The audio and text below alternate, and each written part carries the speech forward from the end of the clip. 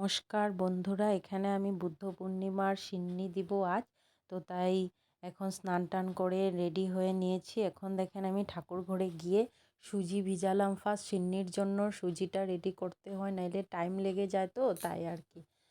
তারপরে আমি এখানে ঠাকুরকে স্নান করার জন্য সব কিছু রেডি করে নিলাম। ফুল, বেলপাতা, দুব্বা সব কিছু রেডি করে নিলাম। শিব বাবাকেও আজকে একটু দুধ দিয়ে, ঘি মধু দিয়ে স্নান করালাম। তারপরে এখানে দেখেন আমি সিন্নির জন্য চিনি এবং কলা রেডি করে নিয়েছি। চিনি কলাটা আগে মেখে নিতে হয়, তারপরে আপনি এটার মধ্যে সুজি ঢেলে দিতে হয়, ভিজানো সুজি ঢালার পরে, মেখে নেওয়ার পরে সুজি ঢেলে তারপরে এখানে আটা ঢেলে দিতে হয়। আটা দিয়ে মাখানোর পরে দেখেন আমার সিন্নিটা কেমন হয়েছে, অনেক সুন্দর হয়েছে দেখতে। তারপরে আমি দেখেন ঠাকুর সব কিছু রেডি করে নিয়েছি পুজোর জন্য।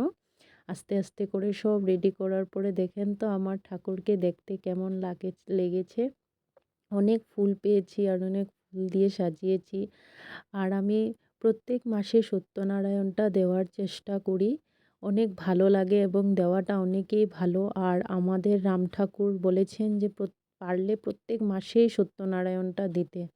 তারপরে দেখেন আমি এখানে পাঁচালি পরে নিব।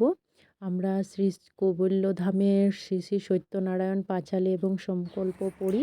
পড়ার পরে দেখেন আমার পাঁচালো পড়া শেষ। তারপরে আমার ঠাকুর সব কিছু হয়ে গেছে।